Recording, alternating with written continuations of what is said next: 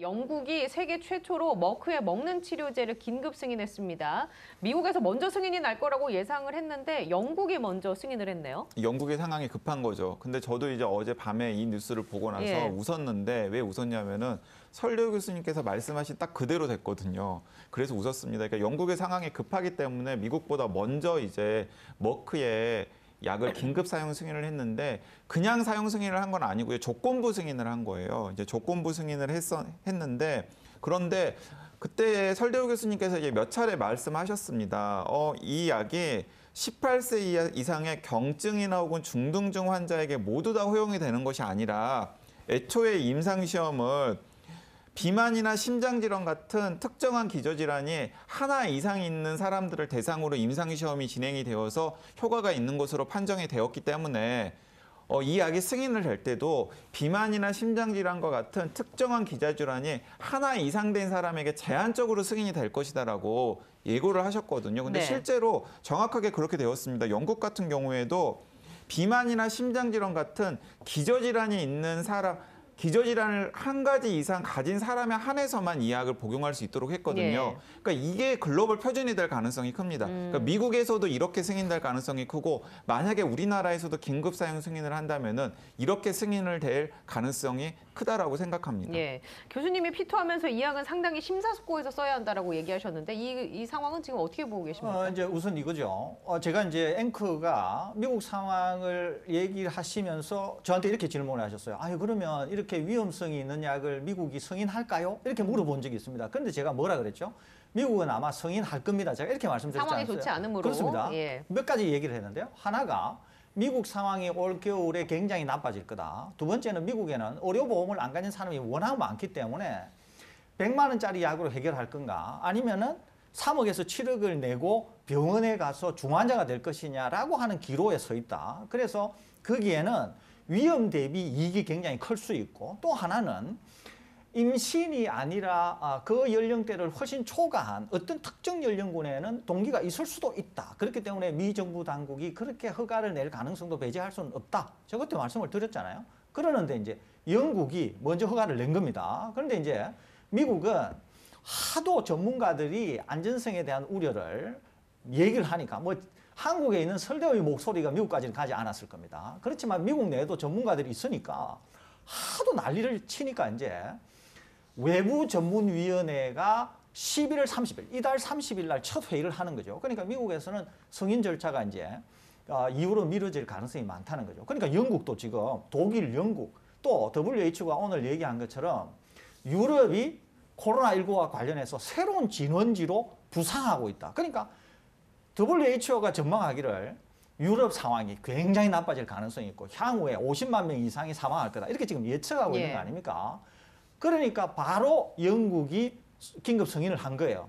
영국 로이터 통신에 따르면 50만 명분을 확보했다 그러고 그다음에 이제 강 기자님 조금 전에 지적하신 것처럼 원래 임상시험이 된 그 군들에 대해서 됐다는 거죠. 기저질환 최소 1개. 이때 기저질환 1개라고 할 때 비만, 당뇨, 60대 이상도 속합니다. 거기에다가 심장병 등등이거든요. 그러니까 이 대상자가 아니고서는 이 약이 처방이 안 된다는 거죠. 가격도 비싸죠. 그런데 제가 우리나라 언론을 다 뒤져봤어요. 뒤져보니까 우리나라 언론이 몇 언론만 제외하고 여전히 오보를 내고 있어요. 어떤 오보를 내고 있느냐. 전체 대상자에게 다 쓸 수 있는 것처럼.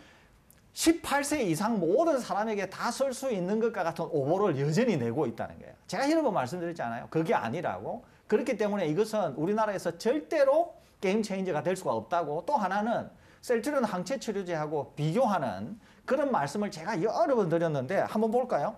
셀트리온 항체 치료제하고 먹는 머크 치료제를 비교해 보면은 자, 투약 대상은 어떻게 되냐 하면은 셀트리온의 항체 치료제는 경증이지만 50대 초과한 사람 또 50대 이하 기저질환에는 쓸 수 있고요. 머크의 먹는 치료제는 경증에 쓸 수 있는데 지금 당장 기저질환이 최소 1개 이상 있어야 된다 그랬지 않습니까? 저렇게. 두 번째 효과 한번 볼까요? 셀트리온 항체 치료제는 72%, 머크 먹는 치료제는 50%입니다. 통상적 부작용, 머리 빠진다든지 토한다든지 설사한다든지 피부가 붉어진다든지 이거는 항체 치료제인 경우에는 거의 없어요. 없다고 봐도 무방합니다. 그런데 머크 치료제는 있다 그랬잖아요. 특히 부작용, 암이나 기형을 만드는 것과 관련해서 셀트리온 항체 치료제는 유전체를 손상하는 메커니즘 자체가 없기 때문에 전혀 네. 없어요. 제로예요, 제로. 그러는데 머크에 먹는 치료제는 제가 있다 그랬고 미국의 하버드 뭐 유명한 지금 의사분들이나 이 과학자들이 거의 들고 일어나다시피 해서 머크 먹는 치료제에 문제가 있다. 지금 제기하고 있거든요. 가격 한번 볼까요? 셀트리온 항체 치료제가 국내에서는 아주 저가에 공급하기 때문에 머크 먹는 치료제에 비해서 가격이 반밖에 안 돼요. 그러는데 대상자들도 겹치고 이러는데 네네. 도대체 우리에게 무슨 머크 먹는 치료제가 필요하다는 얘기를 제가 다시 안 할 수가 없다는 거죠. 일단 이게. 영국은 먼저 승인을 냈는데 그럼 예. 이거 여쭤볼게요. 영국이나 다른 나라에서 이 머크 치료제가 쓰이면 물론 이제 단기간에 확인하기는 어려울 수도 있겠습니다만 교수님께서 지적하신 기형아나 암에 관련돼서 우리가 관찰할 가능성도 있습니까? 관찰할 가능성이 우선 있고요. 예. 이것은 긴 시간이 걸리고 긴 동시에 시간이지만 좀 짧은 시간 안에 짧은 시간에는 검출이 안 됩니다. 아. 다른 하나는 뭐가 있냐면은 머크가 저는 굉장히 부도덕하다고 보는데 굉장히 저개발 국가나 이런 예. 국가들에게 특허를 일부 풀면서 인도 복제약을 같은 데서 복제약을 만들 수 만들어서 있도록. 제공을 하려고 하지 않습니다. 예. 여기는 인프라 부족하죠. 또 정치적 상황 때문에 뭐 이제 독재 국가라든지 뭐 그런 데도 많거든요. 그러면은 이런 국가들은 이 약이 풀릴 가능성이 많은 거죠. 아주 저가에. 자, 그러면 그 지점에서 궁금한 게요. 그러면 그 복제약 역시 네. 교수님께서 지적하신 지노탁시시티 그 그렇습니다. 똑같은 겁니다. 부작용이 똑같이 있죠, 생길 당연히. 가능성도 있는 아니 겁니다. 똑같은 똑같은 약이에요. 약이에요. 약의 똑같은 기전이 약. 똑같기 때문에 아니 약의 기전이 똑같은 게 아니라 아예 그냥 똑같은 똑같은 약입니다. 약이에요. 그러면 어떻게 되겠어요? 그런 국가들에게 대규모 현장에서 살포가 되면서 통제되지 않은 상황 그 속에서 국가들에게서 정말 기형이나 암이 생기는가 하는 것을 볼 수 있겠죠.